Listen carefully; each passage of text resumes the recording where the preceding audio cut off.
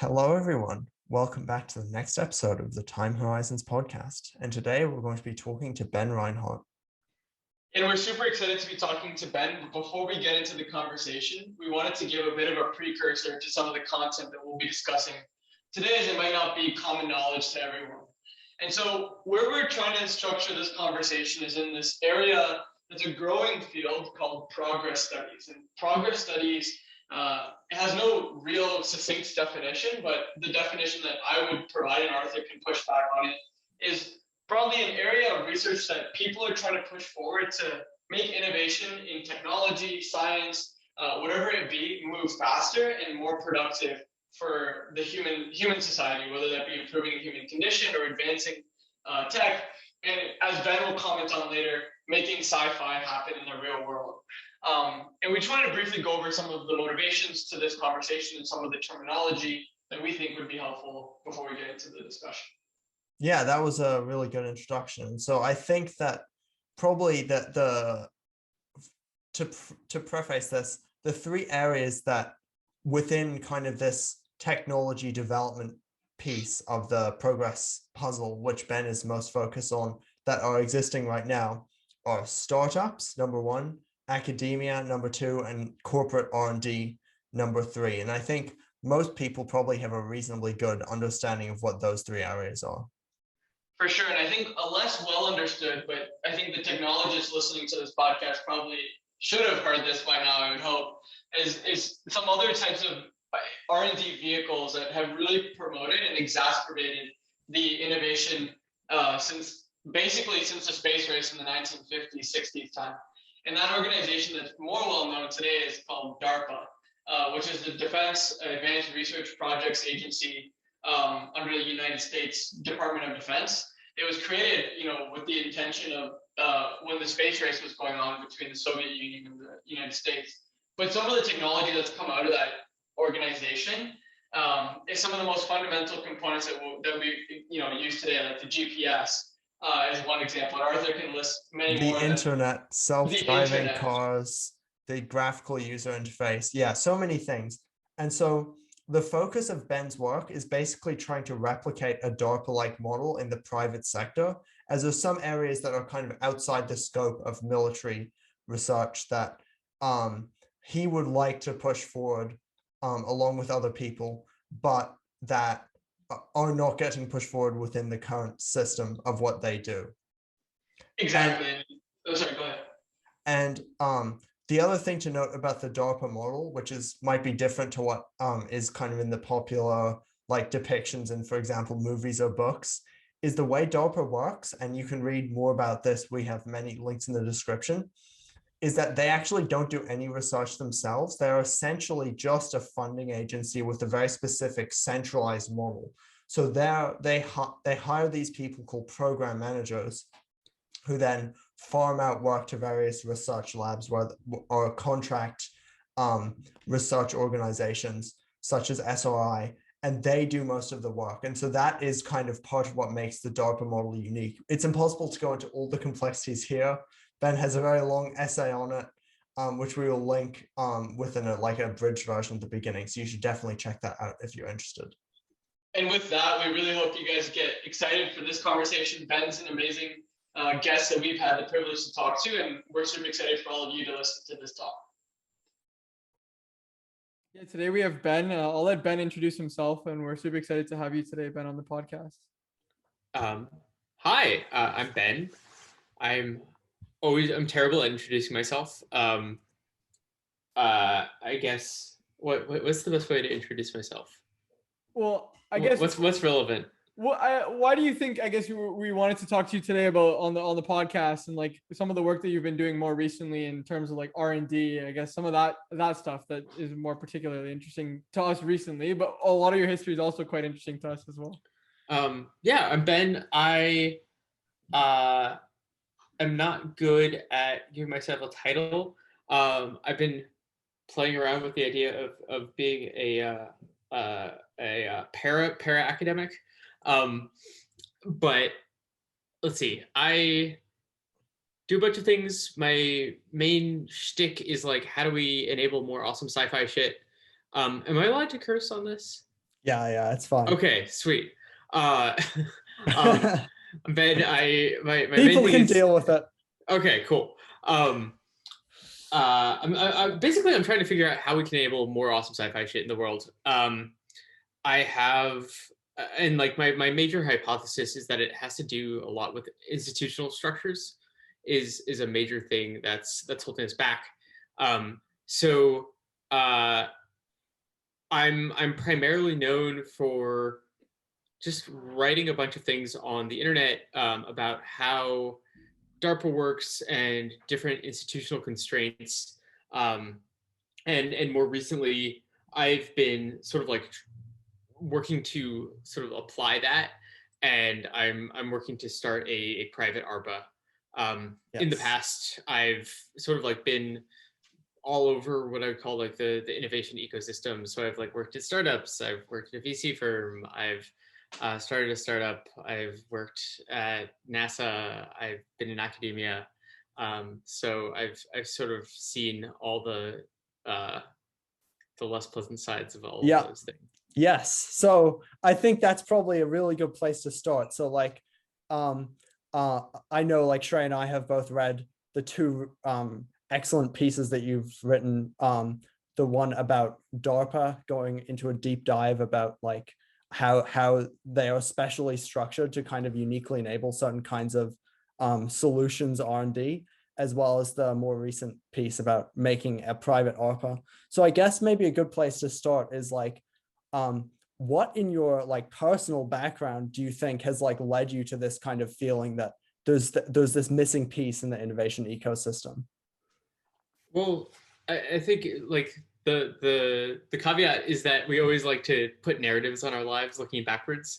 So this is very much that, right? So I'm sort of like connecting together a bunch of different things, but effectively it was that I kept going to different institutions and saying like, aha, like this is the place where one makes like awesome things happen, and kept feeling like there were institutional constraints that were keeping that from happening.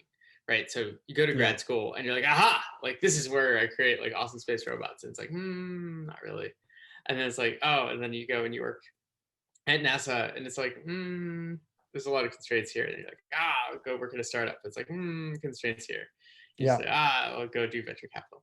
So like that's so basically just like blindly running into institutional constraints. Eventually, like you do that enough times and you're like, wait a minute, maybe it's like actually some systemic thing. Right. And I just want to zoom out a bit just so that we can give like our audience a bit more context to some of the stuff who maybe aren't familiar with like progress / even what institutional constraints DARPA is. And like, I would like you to push back on anything that I'm trying to like summarize here from some of the work as well. So from what I understand, at least from my like limited readings as well in progress, is like there's 3 different views as to what progress even means. One of which is like the economist. It's also like not well defined, but this is an economist view, which is like, I know the famous saying from Immanuel Kant is like progress is like making more knowledge and purging error. And then there's the cognitive science like point of view from one of the more famous authors, Steven Pinker, in his book The Enlightenment Now, of we want to find ways to improve the human condition. And his I think one of the quotes that stood out to me in his book was like, if abolishing slavery wasn't progress, then I don't know what is. And then I guess there's this more technologist point of view of progress, which is like, I want to see technology interact with the way that we're doing things. Or maybe a more cliche, which is like, I wanted flying cars, but I got 130 characters on Twitter. How would you like push back on that delineation? Yeah, well, I think I might I might agree with the division of the 3. Like if we had to make buckets, I would agree with those 3 buckets, but I would disagree with the characterization, where I feel like the economist bucket is like very much just like sort of like GDP and metrics associated with human well-being in general. So like that's what I would think of as the like economics. So it's like you want TFP to go up, you want GDP to go up, you want like mortality to go down, right? Like sort of all of those metrics. That's what I would associate with the economist one. And what you described as the economist one, I would sort of I would say like there's the um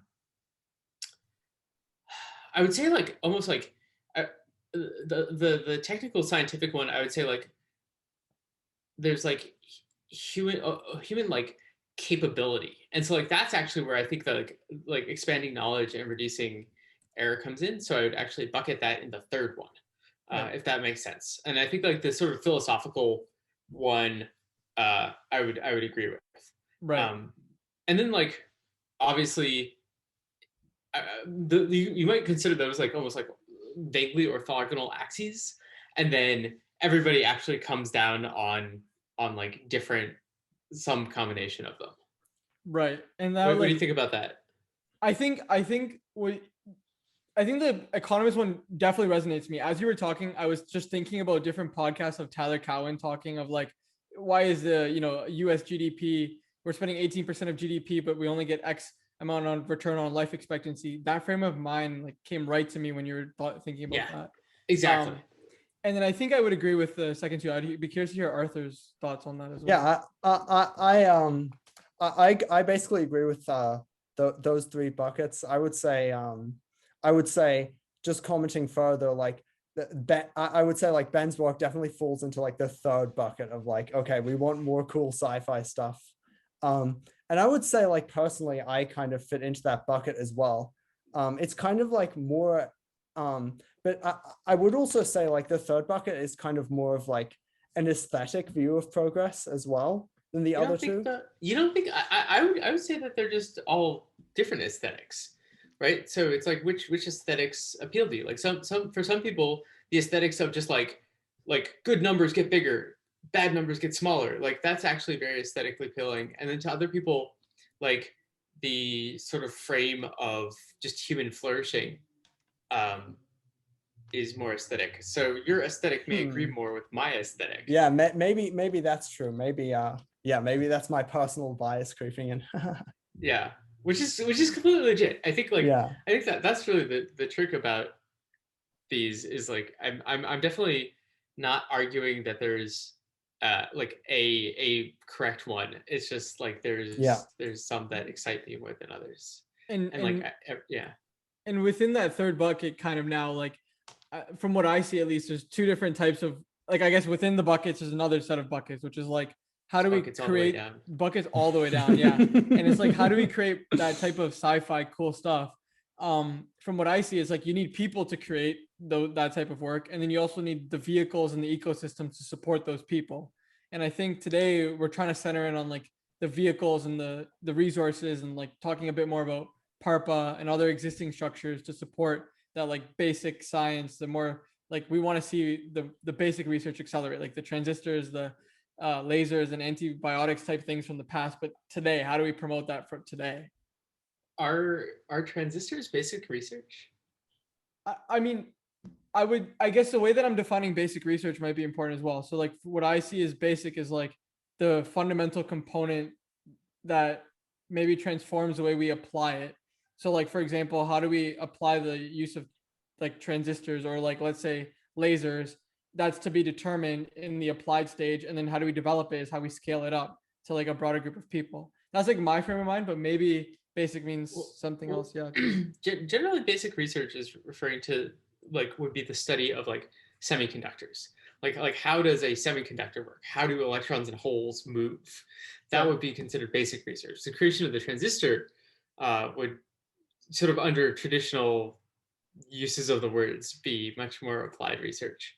Now, of course, like I think that it like the line is very fuzzy, and often you need to do basic research in order to do applied research. But that's the niggle. I mean, this whole area is like fraught with, I think, just like over definition, right? Like we have like so many definitions, and it's just like, I think the problem is like it's like so bespoke that everybody that we like feel the need to define everything, because the real way that it works is like incredibly messy.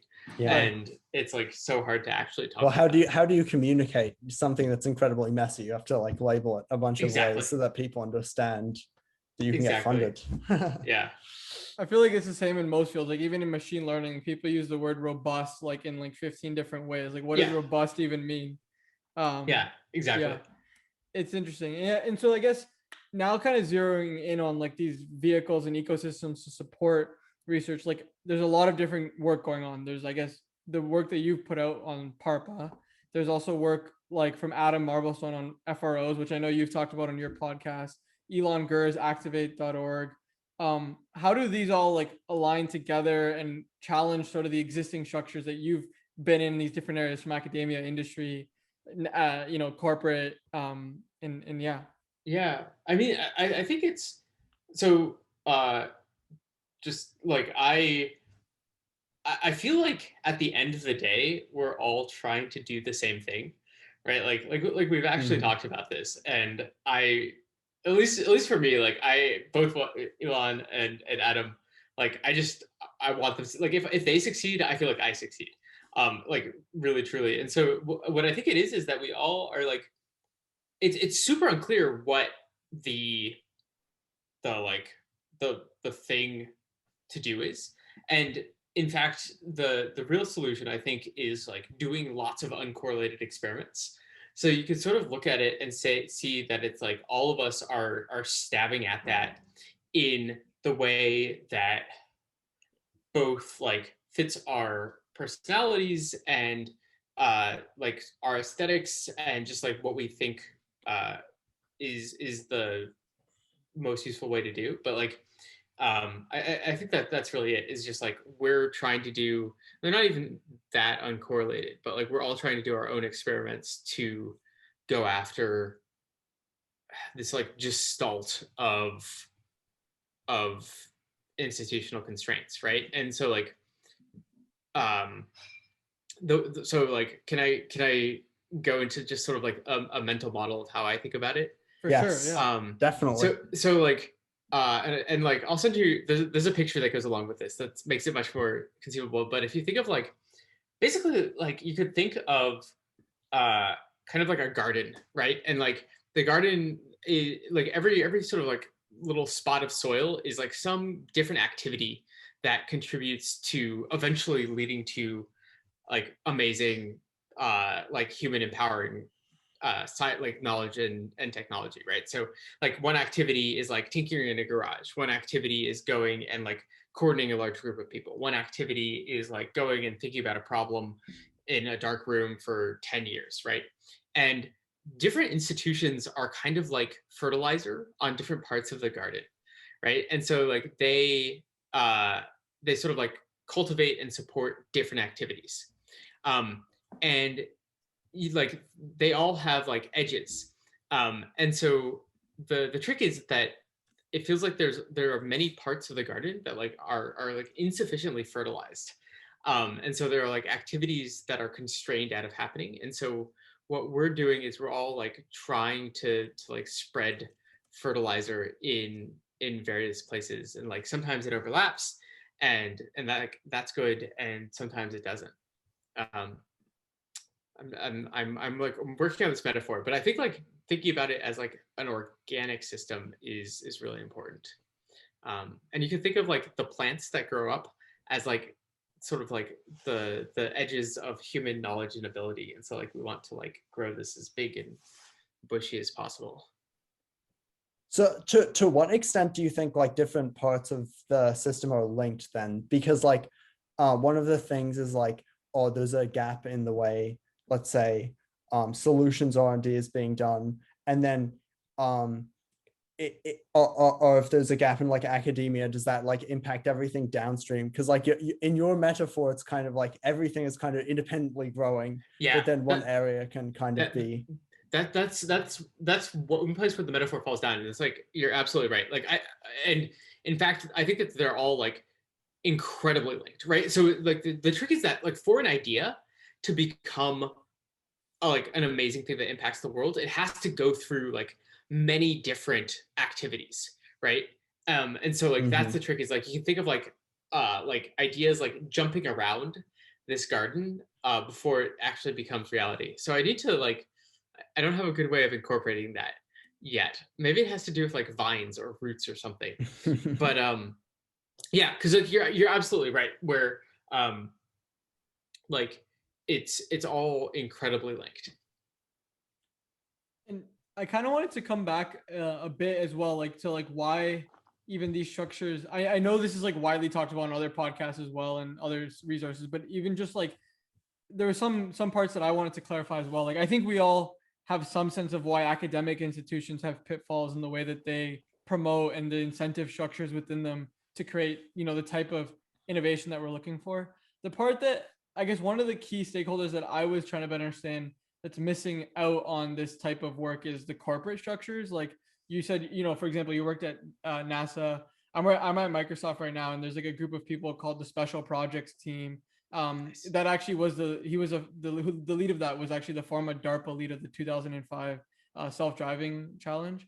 And then even Google, I think, has like the Moonshot Factory, which to me all have projects that don't relate back to the initial customer that the broader company is working towards, from what I see at least. And once again, I'm not high up in any of these companies, but I think I'm just trying to find a clear or not clear, better understand the difference between like those types of initiatives and then the ones that like FROs, PARPA, and Activate try to tackle as well. Yeah. Well, so let's look at the incentives. So and let's actually like poke right at your point.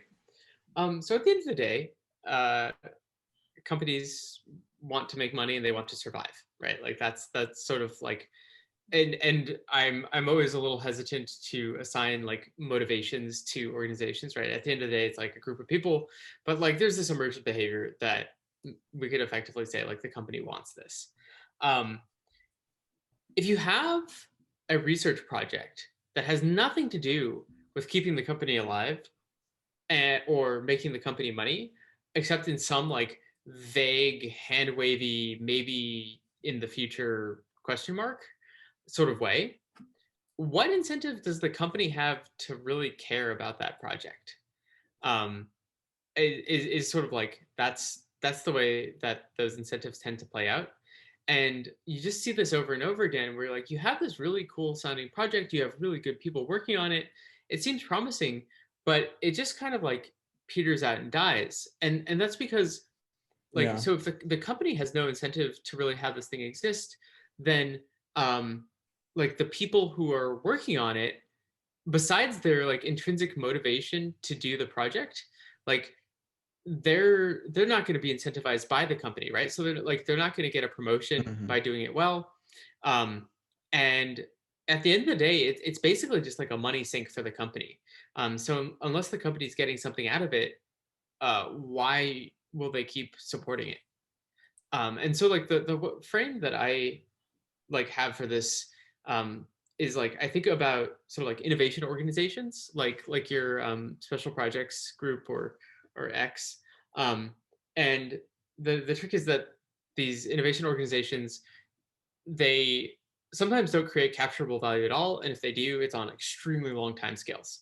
So they need a money factory, and at the end of the day, money factories only care about things that answer the existential threats of the money factory.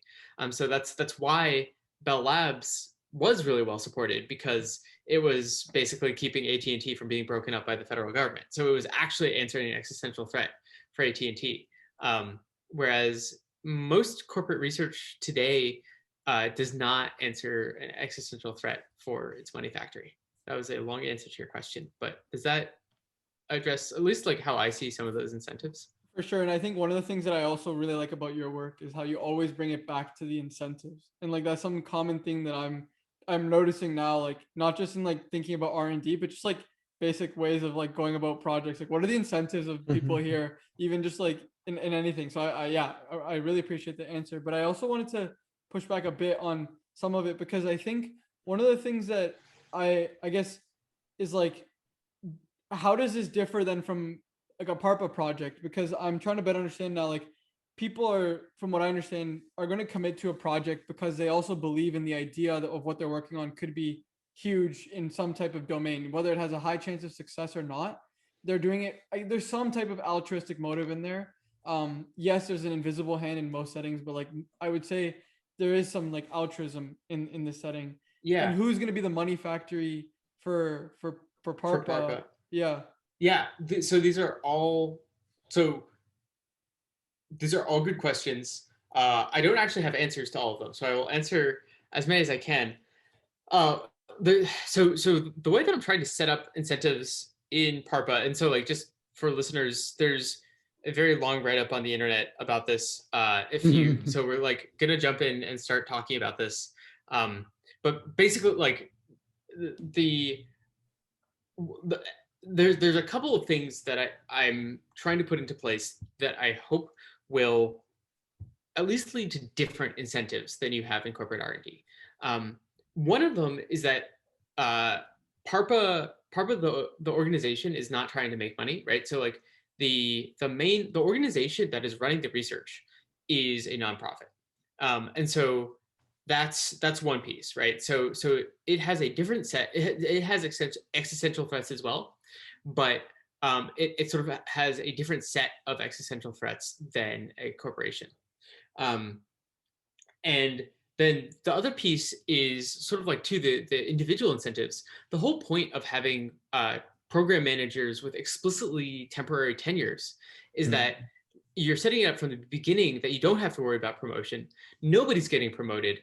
The only thing that you can possibly do is like use this 4 to 5 years to the maximum extent of your ability. So there's no like conflicting incentive of like, oh, do I want to do this awesome thing or do I want to get promoted? So we're trying to avoid that. And then to the question of like, what is Parpa's money factory? I am still like that's my day job, is trying to figure that out. So the hypothesis is that it's a combination of donors and of for-profit investors who invest in the for-profit arm of Parpa, but that is still very much TBD. So like the 4 to 5 year time horizon thing, I find like really interesting because it seems like because obviously that's like from the whole the Darpa structure where you've got like PMs rotating, and yeah, that you don't want it to be sclerotic like many institutions get to be like very kind of set structure. And but does that not like limit the kind of scope of the projects? And like especially when there's not like with Darpa, there's a very explicit customer in the Department of Defense, but like with a Parpa type organization, like who is that handover happening to? Does that make sense? Because if you're explicitly limiting the tenure, where does the follow through come from? So there's two points to that. One is, if you look at Darpa, there are many intergenerational projects or programs. So you have many programs where it's like, it was started by this program manager, and then they handed it off to this other program manager. And maybe that program manager handed it off to another program manager, right? So like that's one thing, is that you can have multi-generational programs, no problem. The question about sort of like, how do we transition it is really important. Another thing just to note about Darpa is that there's this common misconception that the other parts of the Defense Department are just kind of like sitting there with open arms, waiting for Darpa to like create amazing things. And they're like, oh, thank you, we're your customer. When in reality, often these things have to be like shoved down the rest of the department's throat multiple times. That's definitely true. Like what you've said, and I've heard you on your podcast discuss that before as well. But at least like one of the things that I find like it's like a nominal customer. I'm quite involved in robotics and like in like the academic side right now, and nobody knows who the customer is. Yeah, well, like, that's robotics. So the problem with robotics, a lot of robotics research, is that there's no like serious context of use, right? Yes. So it's like it's almost less about a customer and more about having a serious context of use. Side note, like which kind of robotics, or like what kind of robotics research? So like right now I'm more like doing kind of on the like learning and algorithm side. I'm like working on kind of reinforcement learning, sim to real, etc. Okay, Yeah, so like that kind of for control or for control. Okay, Yeah. got it. Awesome. Yeah. Cool. Yeah.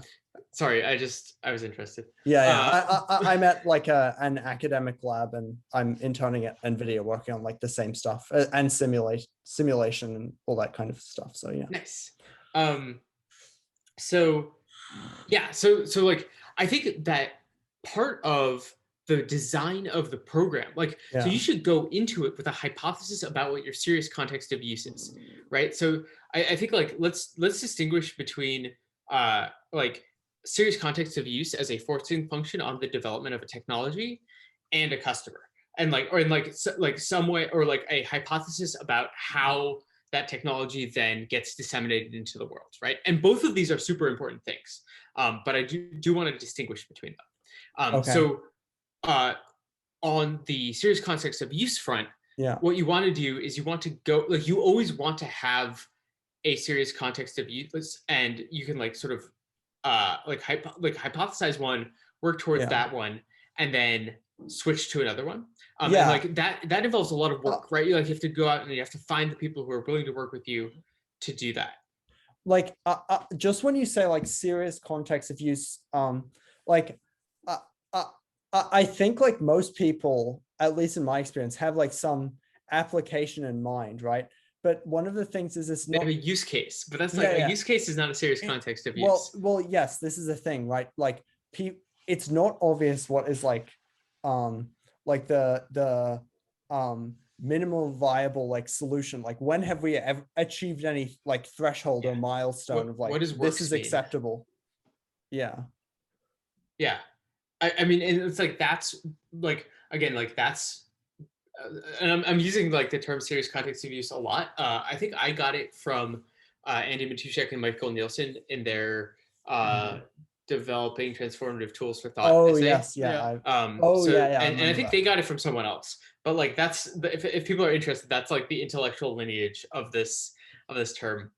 But basically, like what having a serious context of use lets you do is like you don't have to almost like define like you like know what works means because you're using it and it's working. Yeah.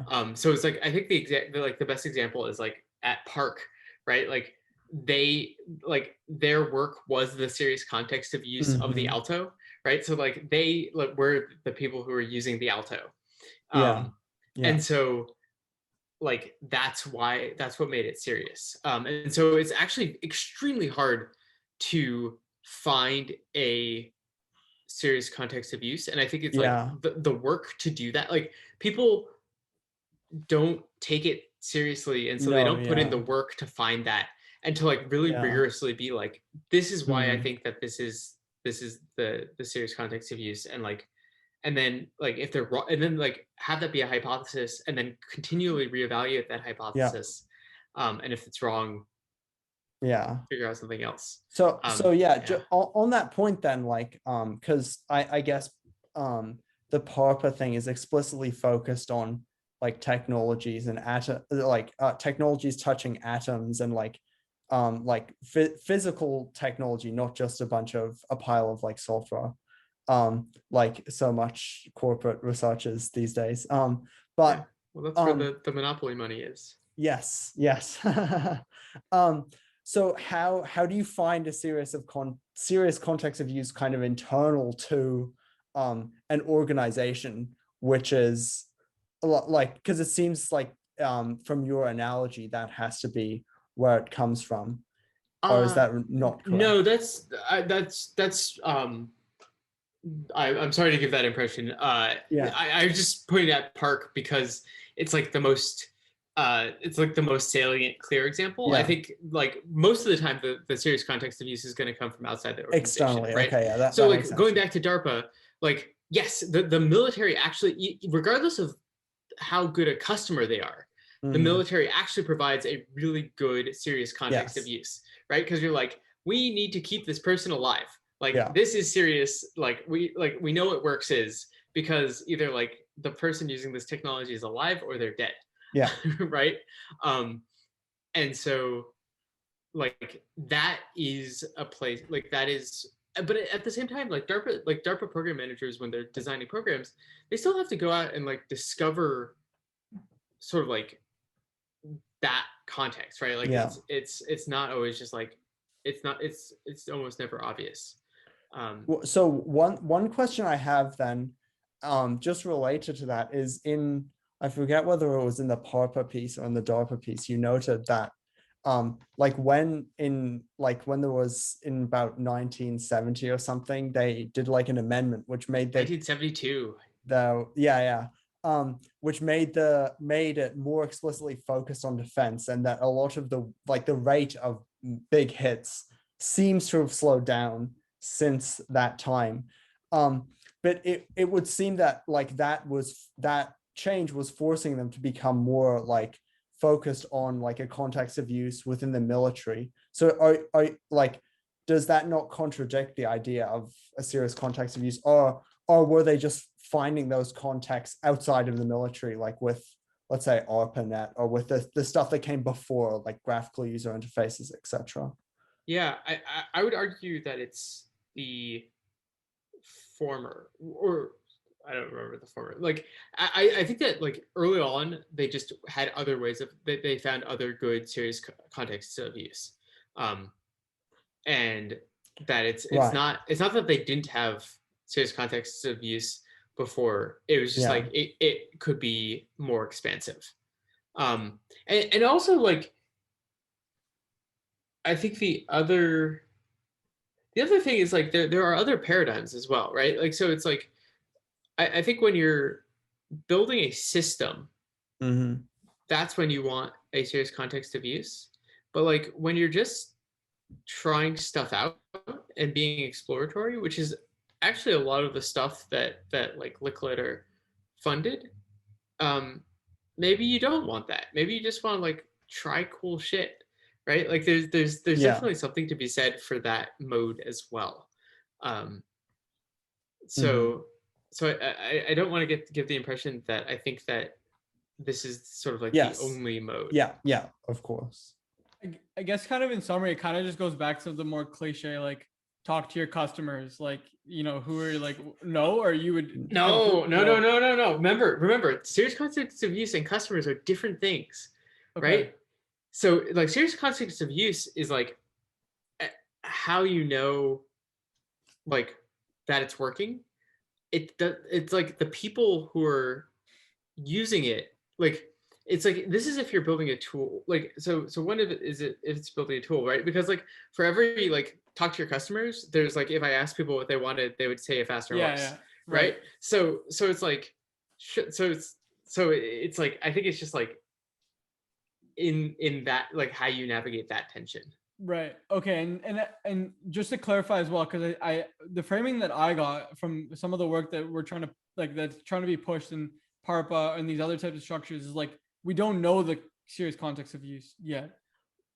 Yes, I think like that is true, and it's like I would say that that's a like part of PARPA's job is to figure out what the serious context of use is, or at least to come up with like temporary serious context of use. Like I think there's another thing is like people think that like you get into this mindset that it's like locked in. You can actually have like a serious context of use that you like discard after a year or two.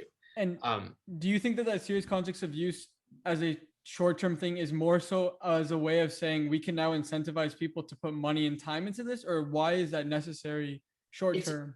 It's necessary short-term so that you have a goal, so you're like so that you're so that you're not floundering around, like to Arthur's point about robotics research. Like if you don't have that, you can basically make up what there's no way to know if you're like getting better or getting somewhere when you're building systems, right? Like so like if you're doing like pure discovery like science, you don't need that because you're just like as long as you find stuff out, then you're winning. Yeah. But when you're actually trying to like build technology, you need to like know what progress is, right? Like to go back to the beginning of the discussion, it's like, and like the temporary context of use like lets you know that you're making progress, right? Right. And like I think the reason why I brought that up was like the idea, and I know this was in the Darpa piece. The solar panel kind of just happened, or the solar cell kind of just happened. Like there was probably no, like from what I understood in the history of that was that there's no serious context of use. But like maybe that's not what we're trying to focus on today. We're trying to focus on how do we make that more useful. Or I guess, yeah. Yeah, like I mean, it didn't. Well, so like it didn't just happen. It's like they were sort of like they suspected that they could. uh it definitely did not have a serious context of use though, right? Like they're like, oh, like we might be able to get electricity from light using semiconductors, right? Right. Yeah, and it's like, and it's like I think that's a perfect illustration of like you don't always want a serious context of use. So I feel like this discussion, like somehow we've gotten a little bit Into the weeds. like not to the weeds, but we've gotten a little bit fixated Yeah. on serious context of use, and I think like that's okay because they're under talked about, and I think that they're important, but at the same time it's like that's you don't always want one, right? Right. And so like to that point, like I don't think that Parpa would be a place, at least right now, like at least not anytime in the near future, where someone would invent a solar panel from scratch, right? Like unless there was a situation where it's like, oh, we like actually need to get electricity directly from sunlight, like as part of a larger program, right? So like this is the whole thing about solutions R&D, and this is why it's like this is not a solution. This is not like fixing innovation or whatever, right? Yeah. Like it is actually like a very like a certain subset of the sorts of activities that we need to enable. So like yeah, so that is the thing that I want to call out is like there's a lot of valuable activity that is outside of our scope. Okay, so kind of picking up on like the point about like inventing the solar panel, I'm curious to like ask about how far away or like how kind of off the shelf or not off the shelf does stuff that these types of innovation organizations work on have to be. So like to kind of flesh that organization. Yeah, so to like this like kind of DARPA like solutions R&D type thing. Solutions R&D. Right. So yeah. so like so, to try and flesh that out though. In let's say that like 1930, right? You're not going to say, okay, I'm going to like build like a microprocessor. Yeah, exactly, right. Like you're not going to try and do something like the Intel like 404, like build a Game Boy or something, like even if people might really want it, right? It's just too many levels of iteration down in like of like solving problems that are lower and lower down the stack, right? So like how do you know when something is kind of within that kind of bound where it's within this kind of the time horizons and the accessibility? So the honest answer is still figuring that out. Like it's a good question. Yeah. I don't think that there's a legible scoped answer to that question. So that's one. Perhaps the way that I'm just like to illustrate exactly how I'm thinking of it right now, I'm working on 2 program designs that I think sort of almost like bound the spectrum of the sorts of things. And so like one is on the like almost too like almost possible to do a startup around, but not quite, right? Like so the way that I like to describe solutions R&D is stuff that is like too researchy to be a startup, too engineering heavy to be in academia, and too weird to be in the government. So like those are kind of like the bounds. And so something that's like almost there is like general purpose telerobotics. Yeah. Right. So like trying to create a system that allows you to interact with the world as an extension of your own body through a machine that's somewhere else. Yeah. And you've probably seen like these like demo systems of people like almost doing the thing, but like it's not quite there yet. It's not quite there. Like my hypothesis is that it actually requires like a lot of architecture work and coordination that's like not going to happen otherwise. But like it's like it feels like you could almost make an argument. It's within reach. That it's like right within reach. Right, exactly. So that's one end of the spectrum. The other end of the spectrum is like positional chemistry. So this is like the sort of like Eric Drexler idea of the ability to basically like say like this chemical reaction happens here, this chemical reaction happens here, this chemical reaction happens here, and instead of like mixing and shaking to get things to happen at a nanoscale, you actually get to like address and specify exactly what's going to happen.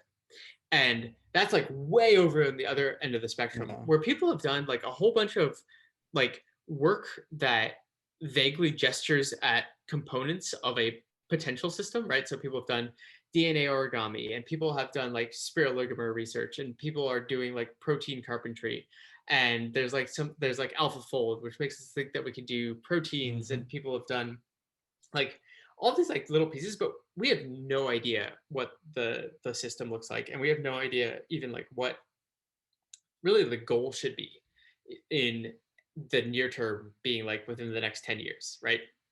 And so like that's way over on the other end of the spectrum. And so I think of like the solutions R&D as being the stuff sort of between those two ends.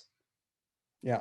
I'm really curious to know, now that like you framed like sort of the two sides, the types of conversations you're also having with the money factories that are potentially interested in like supporting this. Like, how do you frame something like this to people that want to see like return on investment, or like the type of metric things? Like, you know, I look at the venture capitalists that are investing in like edges of domains, like whatever, Chamath Palihapitiya, Vinod Khosla type VCs. But like, how do you make the economic case for something like Darpa, where like the truth is they may not see like any return on the money that they put in for them? So this is why I'm structuring it the way that I'm structuring it. So the way that Darpa is structured legally is that there's a nonprofit entity and there's a for-profit entity. And the for-profit entity basically like only touches things once they're at a point where we think that they could like we think that they're ready to spin out and be a startup. And that's not going to be a lot of the work, right? Like a lot of the work that the nonprofit does is like never going to be a startup. It's going to get onto the world one way or another. And so like that's funded by donations, right? So like that, we say like this is absolutely not going to make a return. What like the for-profit, and so like the thing that you would say to investors in the for-profit is like the only programs that the for-profit will touch are the ones that are being spun out into companies. And the only reason we would spin it out into a company is because it's gotten to a point where we actually can have a reasonable hypothesis that it will go on to make money. Right. And how much, like how, I mean, I have no experience in terms of like financing these types of projects, but like how much money is like required from a, like in terms of percentage, I guess, maybe not percentage is the right way of framing it, is more money spent on that initial nonprofit side, yes, like for donations? And like, how do you then, like, do you have some overlap between the types of people that are interested in investing in the for-profit and the people that also want to donate because they want to see that for-profit happen? And yeah, like, so yes, like there's overlap. And it's like people have different motivations, right? And it's like, it's really interesting. It's like, especially in Silicon Valley, there are people who will invest in something that like, and then just like completely write that money off. And like they'll invest in something that they actually don't expect to succeed, and they don't expect to make any money, and they'll like be okay with that, but they would never donate. And then on the flip side, there are people who will like happily donate to a thing, but they would never invest in it. And so like one reason to set it up this way is just to sort of be like, well, like whatever way of giving us money that you feel most comfortable with, like we'll try to work with you to make that happen. Because like at the end of the day, it's all going towards trying to make these awesome things. Like that's the goal here. Right. And yeah. I kind of wanted to zero in a bit on like the people now, like within that you're envisioning. Like when you think about, the people leading these projects, what like the incentives, I know you go into this on the blog as well, but the incentives for the people to lead these projects, like for me, let's say like I'm putting myself in the shoes of someone I have a very clear idea of a Parpa type project that I want to lead. But I'm like, my frame of mind is I might not be aware of Parpa right now, and I think that I can work on this as my PhD. And right now, like that's the avenue that's like exposed to me. What would pull me away from like a name brand academic institution that I currently think will provide me with the ecosystem resources, professors for me to like scale up that idea that I might want to go to like a Parpa type organization to work on it? Or is that not the right person you're looking for? No, it's absolutely. I'll give you a few years and then you'll go and you'll realize that it's the wrong place. And then we'll talk. Right. And so I guess that even goes back to like my initial thing is like ideally, like you've convinced like the broader group of people working on this space, like between you, the FRO, or Adam Marblestone, and even Activate, like it feels to me like I shouldn't even consider doing a PhD. I should just go spend 5 years working on something like this. No, PhD is a great place. So, one is it's like we're not like the thing is it's like Parpa's not going to train you, right? Like once you get like you have to hit the ground running, as a PM.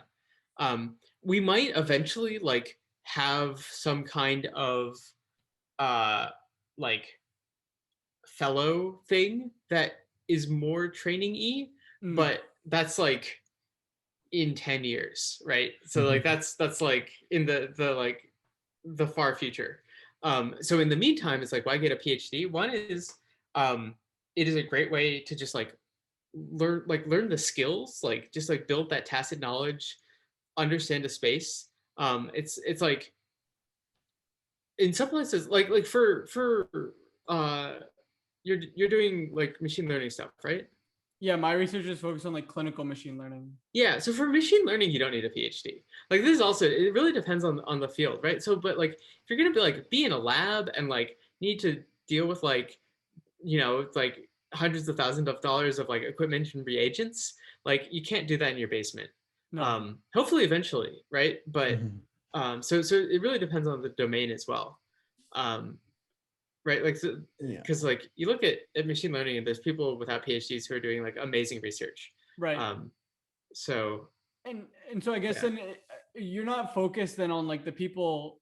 I guess how do you think about demographics? Because I know that that's also been a conversation of some of the analysis within DARPA. Like they're funding more people over the age of 44 than below than they did before the 70s, and like the types of conversations between when people are like at their peak, whatever that means in like innovation. How do you think about that in like we're recruiting you for this project that we've already thought about, and you're going to execute this, or you're going to propose a project to us to execute? I mean, I'm fairly agnostic between like push and pull.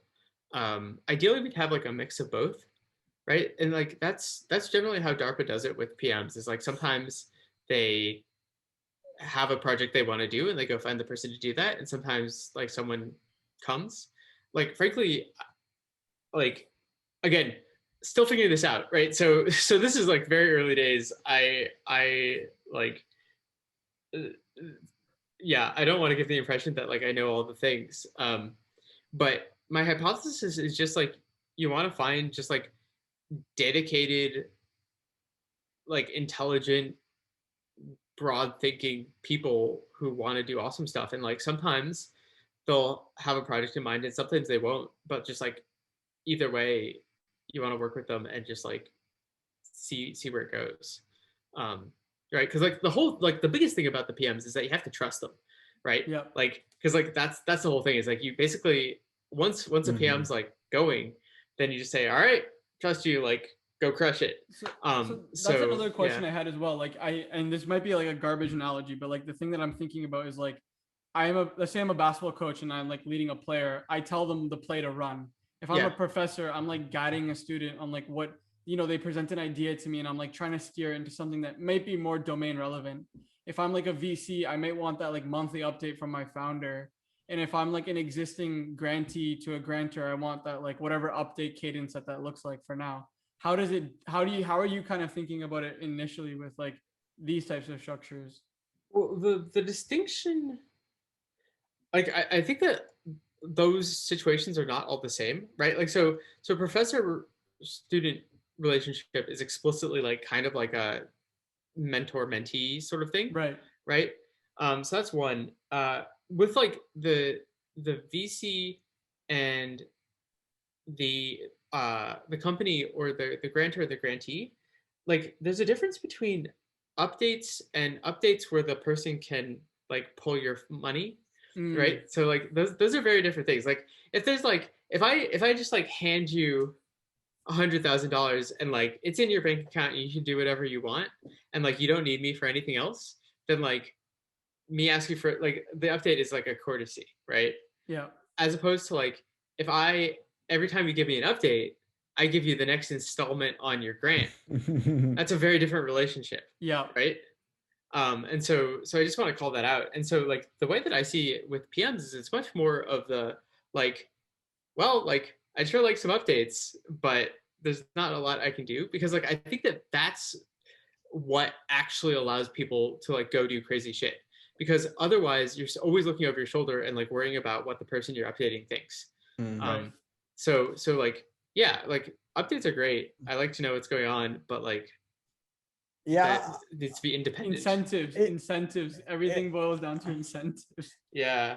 well, it's it's really interesting. Like I guess I hadn't really thought about it until now, but like I don't know, I hadn't thought about this in this way, but like it's obvious. Like the PM thing is really important that you trust those people, right? Like yeah, if they're not like 100% rock solid, like that is like it's over. It doesn't exist anymore. Like that is the thing. exactly. Yeah, no, yes, Parpa is PMs. Yeah. And like yeah, you look how do you pick those people then? Because like spend a lot of it time seems to hanging me out like with them. an interview is not going to cut it for that, No, right? Like no, you have to like so I don't know if you've read Donald Braben's Scientific Freedom, but yes, basically I read half of it at least. okay. Yeah. Well, he makes like I think one of the most fascinating things, and I don't know if this was like actually in the book or in my interview with him, but he pointed out that like the only way that they could decide whether they wanted to fund someone was like if they like sometimes they would literally spend a year getting to know someone. Yeah. And I think like that really is like something that I'm interested in sort of at the meta level for this very reason is like how does trust work? Like how do we build trust? How do we accelerate building trust? But like and like how do you end up trusting people, right? Like the dynamics of trust I think is like deeply like under theorized. Yeah. But as far as I can tell, the way that you end up like that you have to like the way that you build up trust in part is just to like spend enough time with someone such that you will run into situations where you can see whether you have the same values as them and you sort of like know that way. And there are ways to like bootstrap it a little bit, but at the end of the day it's just about like putting in the reps. Right. And yeah, it seems to me like that's a very hard problem as well. Like who's like how do you scale? Like I guess you can't have infinite number of PMs either. No, like, you don't scale. Yeah. Darpa doesn't scale. Look, my argument is actually that research organizations don't scale. Yeah. And we shouldn't try to scale them. You should just build more different research organizations. Like I don't like DARPA has right around 100 PMs. I actually think that it will fail institutionally if it gets bigger than that. I think that like that Dunbar's number is really important. I forget like from the DARPA piece because it was a while ago that I read that one. Like, how do they actually interview those like people? Is it the director or is like they? But how do they spend enough time with like 100? I guess there's a 5-year time horizon, but still seems like a lot. how does if you- how does the director spend enough time? Yeah, So because very often they're pre-existing relationships, right? Like this is the thing. It's right, like yeah, that you're makes like I think I'm a bit older than both of you. yeah, I'm not that old, but I'm old enough that I just I have people that I've known for known professionally for a decade, right? hmm And I've just spent a lot of time with those people, and I'm like, oh, here are the people who I've spent a lot of time with, yes, and so you look at it, and a very common story for DARPA PMs is I was a performer on one of the programs, and so I was interacting with all the DARPA people, and then they were like, hey, why don't you come be a PM? Right? Mhm. This is a very common story for this very reason, where it's that was the context of spending time and building trust. Yeah. The another question I had is I guess a bit more not philosophical, but I guess who decides what problems need to be worked on for progress, for society as well? Is it because you're nonprofit, you're not government funded, or maybe you are, but how it's unclear. Yeah. How do we decide what a good PARPA project or program is, or or are we talking about in a bigger picture? In a bigger picture sense, I'm just Oh, even I don't think that I don't think that there's one way to decide. There's not a progress czar who declares that these yeah. are the problems to work on. I think it's just we each have to decide for ourselves what we think is important, Right. and it's this very emergent thing, and everybody's running around trying to convince everybody else that the problems that they think are important.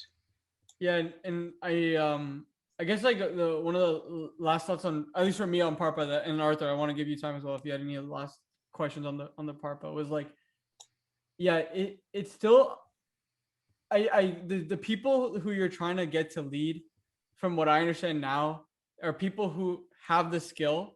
You don't care about training them, and you basically have them in a network that you, with maybe one node away, but you trust these people with a high degree of certainty to execute, and either they're going to present it to you or you're going to present it to them, but by no means are they going to be developing a skill at this place beyond refining potentially.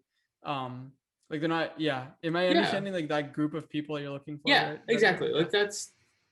That's about it. I mean, I assume that they'll develop skills because in the course of I assume that no PM will know all the things about all the pieces of the programs they'll be doing. So they'll certainly be learning that. But it won't be a training role in the way that a PhD or a fellowship or an internship is. Right. I actually do have a few more questions, and we'll see where it goes.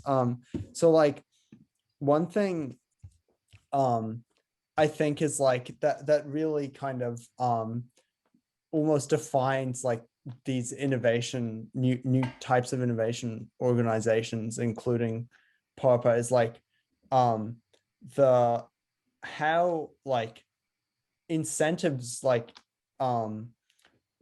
small incentives really matter.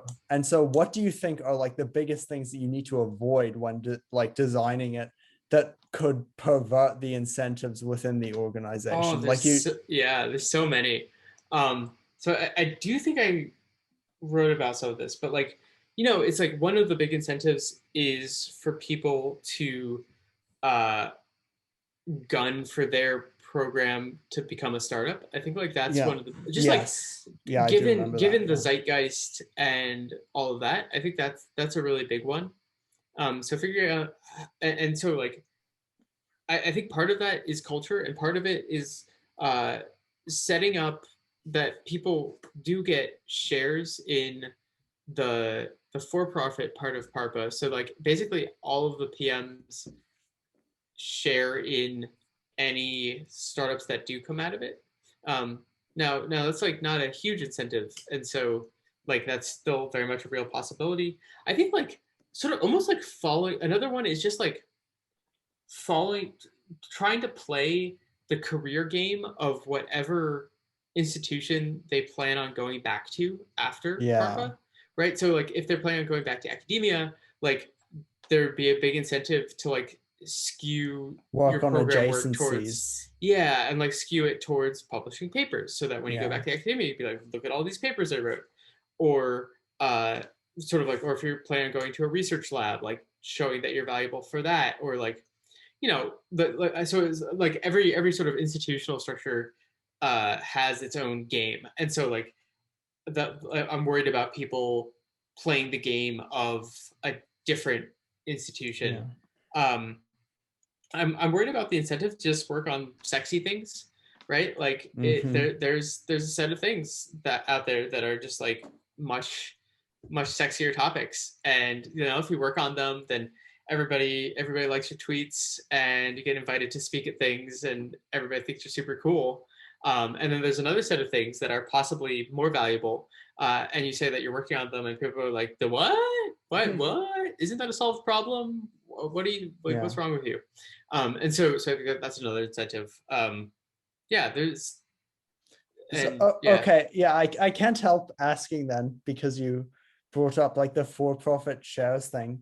Does that not kind of create like its own problems in that then people are starting to like track the price of like not necessarily like share price day by day, but like, or how is the ROI been? And then that starts to become like a metric as well, that like turns it more into a startup type thing. So the thing is that like, if those shares are ever worth anything at all, it will be on a time scale that's like far beyond the tenure of any of the PMs. So I'm not too worried about that, just because it's like not something that you can track. But future people can look at it and say, but then like it's such an intensely lagging indicator that there's like nothing you can do to use it in your own update loop. Past performance is not necessarily indicative of future returns. I have questions just like non R&D type stuff as well, but I want to let Arthur finish off anything like R&D type stuff as well. No, that was kind of, I think, most of my questions. Yeah, I think so. One of the questions I had is like, it goes back to like, you're very good at like building these mental models and like finding those incentives that people have. I guess other than just spending time thinking about it, how do you get better at like drawing out those incentives? Is it like playing the role of each of those people that you've been able to do? Or because I think that's such a valuable skill. I think it's like asking, like whenever you notice, it's like ask, whenever you see something weird, ask why. Like don't just be like, oh, that's funny. Like ask, like whenever, like if you see an organization that keeps having these awesome projects and they keep getting shut down, and like be like, why? Like, why is this happening? Right? Like someone is shutting them down. Someone like, and like, if you assume that people are not stupid or malicious, right? Then the only answer you have left is incentives, right? So someone shut this project down. Someone was incentivized to shut this project down, despite the indicators that you're getting that this is an awesome project. So you then have to ask why. And like, if you dig into it enough and you have enough like closed door, honest conversations with people, then you start to build up this picture. Right. And then also, it's also pattern matching, right? Like where you start to see, like, you don't necessarily have a conversation about that exact situation, but you're like, oh, this looks a lot like this other thing that I've seen. Right. And it's sort of like, it's matching, and it's like, and in this case, the incentives were this. And I guess like the other thing is just like, pay attention to, like, when you're in an organization, pay attention to like those weird feelings you get where you're like, man, I like really feel like I should do this, even though I know it's not the thing I should be doing. I feel like I have that right now. Yeah, there we go. Exactly. So like, pay attention to that and be like, oh, like, what's the incentive going on here? Like, is it like the status thing? Like, am I like, is there like this status game going on that like I really want to participate in? That makes a lot of sense. And I think it's just being like almost your own adversary in some settings, but not like in a bad way, but like just being more like intentional with a lot of the things you're doing as well. Yeah. Yeah. There's a book called Elephant on the Brain by Robin Hanson and Kevin Simler. And I feel like they do a pretty good job of just like sort of just digging into like the real incentives behind the things that people do. Right. And often it's like it's very uncomfortable, right? Because we do a lot of things that like for reasons that societally we're like told that we shouldn't want to do them, right? Like so we do them to like look good or to, like stroke like a lot of other things. And so just like being honest and aware of that Right. helps. Yeah, no, I'll definitely want to check that out after. And another question I had is one that you asked someone on your podcast. I forget which one it was. That I wanted to throw back at you was you've talked to like so many different people now in this space, from the how we got to where we are today based on the history of tech, to like analyzing systems, to now creating your own structure and vehicle. Like, what do you think is something that people are getting wrong, or that you think that people just get wrong about when they think about R&D solutions or innovation structures and systems? Yeah, I mean, I think like that changes like many things, and it changes like the top one that changes daily. But I think right now I'm really big on like thinking about it as a mechanical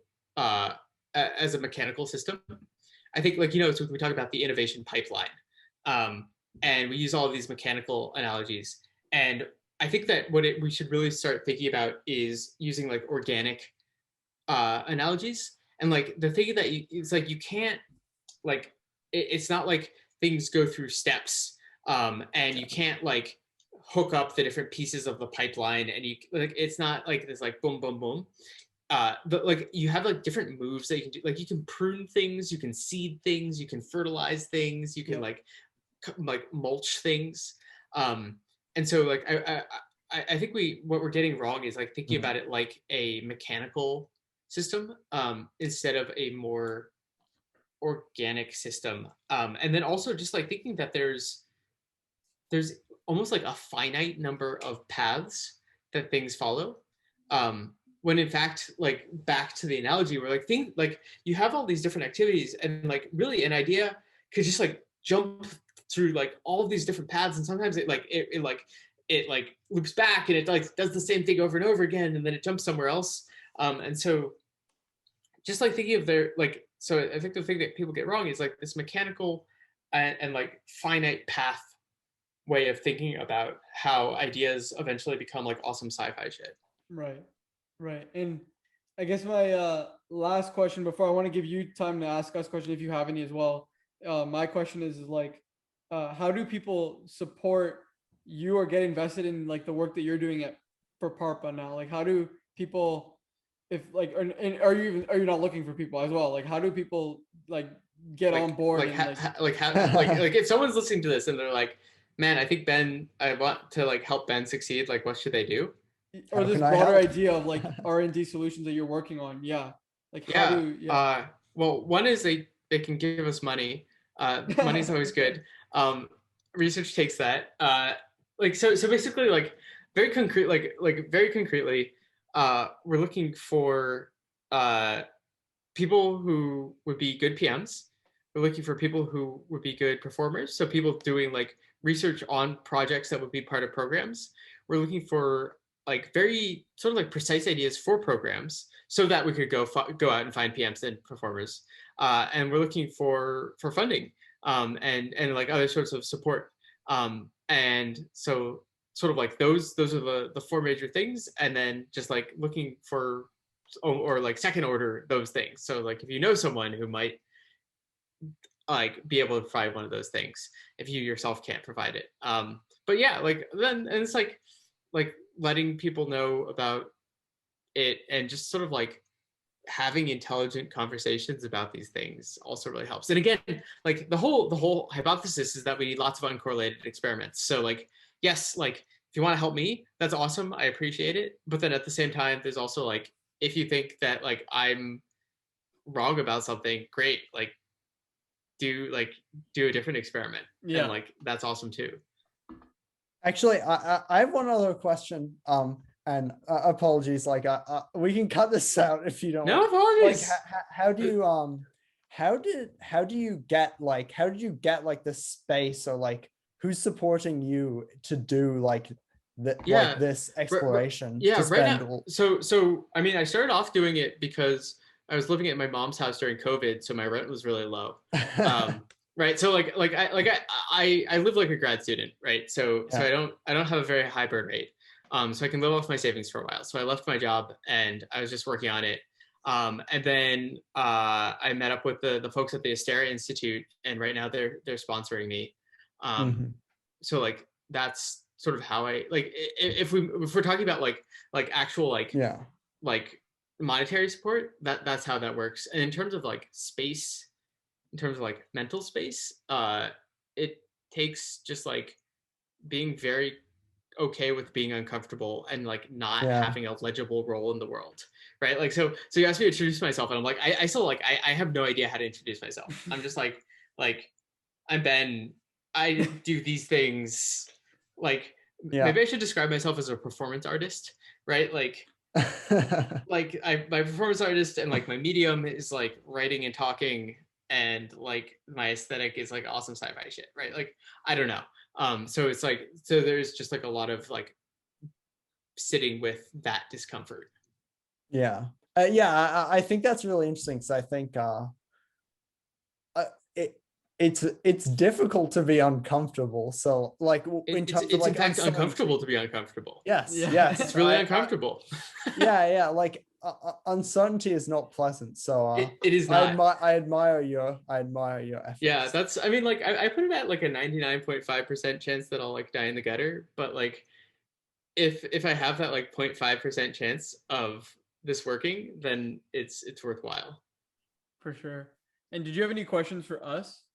The honest truth is that uh I think I do, but I'm like completely I've been up since 6 a.m. Eastern. Okay, yeah, no and have worries. been like traveling all day. So Yeah. I'm like really blasted. I guess like let's see. Uh like what what about what I'm doing turns you off the most? Like what gives you the most hesitancy? Like if I like when you read the Parpa piece, what made you like be like that seems off or wrong? I have my gut reaction, then I probably can think of a more like Yeah, go more for it. reasonable. Gut reactions are super important. My gut reaction was like, I don't know how you'll find the right people to do this. Yeah. But maybe that's just my lack of expertise still in finding good people. And like the reason why I say that is because I think about the people who are trying to work on the problems that I think would fall into the domain of like PARPA projects. Most of them are either like young profs or leading teams at like a bigger, I guess, corporate institutions. And I just can't see them leaving the things that they're doing for this. And that's why, and like even with all the incentive structures that we've talked about, I just I don't know. Like to me, like that was what my gut reaction was. Yeah, no, that's like I mean that is a like almost like a key risk, right? Like Yeah. Yeah, no, I think that's actually like very astute. Yeah. Mine was similar, because I found your like the second piece, the Parpa piece, I think it was linked to from like Jason Crawford's piece of like how can we create new career paths for innovation.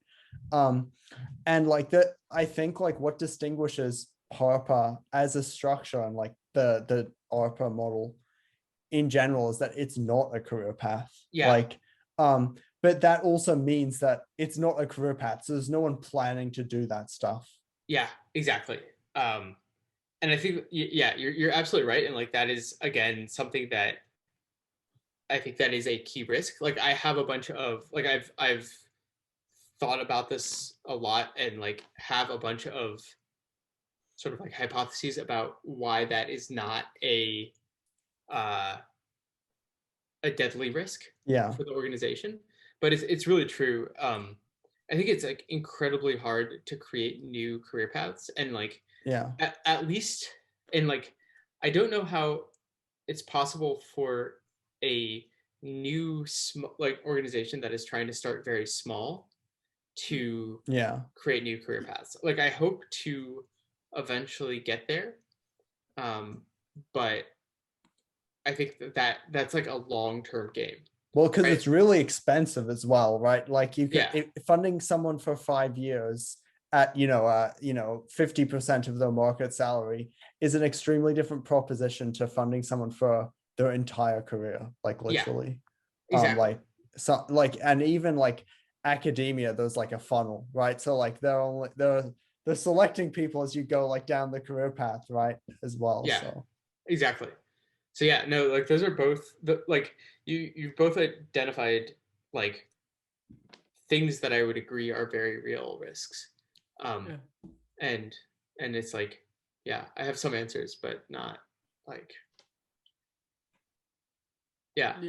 Yeah, no, it's been a pleasure to chat with you. We were both very excited to talk with you today, and I really enjoyed this talk as well, and I'm really excited to see and follow more of the work and listen to more of your podcasts as well. Yeah, I appreciate it. Sorry about like the rate of podcast has dropped significantly just because I have a lot of other things on my plate.